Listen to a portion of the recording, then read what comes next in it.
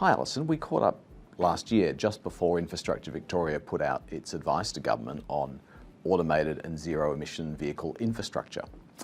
I'm really interested to hear a little more about some of the key findings from the evidence base that you assembled. We did quite a comprehensive study that looked across 10 different areas, and some of the really interesting findings we had were around things like congestion, energy use, and some of the examples that we have from international markets. From a congestion perspective, we found that in some of our scenarios, so where we would have an entire fleet of automated shared electric vehicles, we could actually end up seeing an improvement of 91% in terms of the congestion that is on our roads in Melbourne.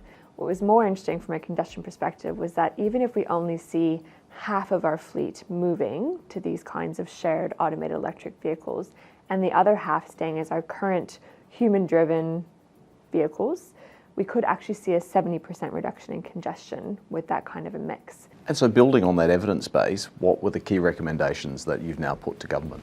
So we made 17 recommendations to government in a variety of areas, everything from transport, ICT, energy, waste, and also monitoring and coordination, so things that we just need to keep up with.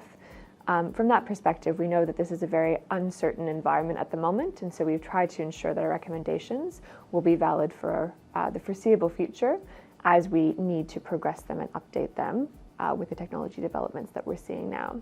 I was interested to, just picking up on one of your points, I was interested in reading about some of the risks you refer to in the report, and in particular the risk to the electricity grid.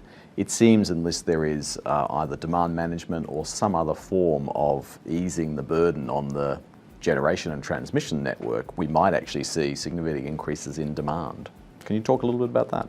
Because we were asked to look at zero emissions vehicles, we started from the perspective of defining them as zero emissions from both the tailpipe and from the source. When you make that kind of an assumption, there's a significant potential for the energy demand requirements to increase. And if we don't plan that very carefully in terms of how these technologies are going to be taken up, we could see transport demand outstrip energy capacity in terms of the ability to keep up with these types of vehicles being introduced into our grid. What lessons do we learn out of the way in which other governments have chosen to intervene or not intervene in the rollout of these technologies? So we found that in working with LEK, some of the examples that were provided from international markets were really quite illustrative in terms of the pathway that countries have gone on.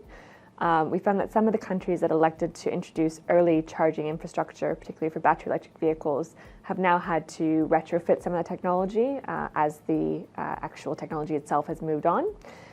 We've also found that most of the countries that invested in that kind of infrastructure have also done so in conjunction with things like subsidies. I know the work's experienced quite a lot of international attention, and you've been speaking a little bit around the world. What sort of a reaction are you getting as you take the work outside of Australia? As far as we can tell, this is the first study that's really looked across a variety of different types of infrastructure from a common base perspective of different scenarios to really pull together what might some of the implications be for each of those scenarios in the future. Well, Alison, thank you so much for coming by and sharing those lessons learned.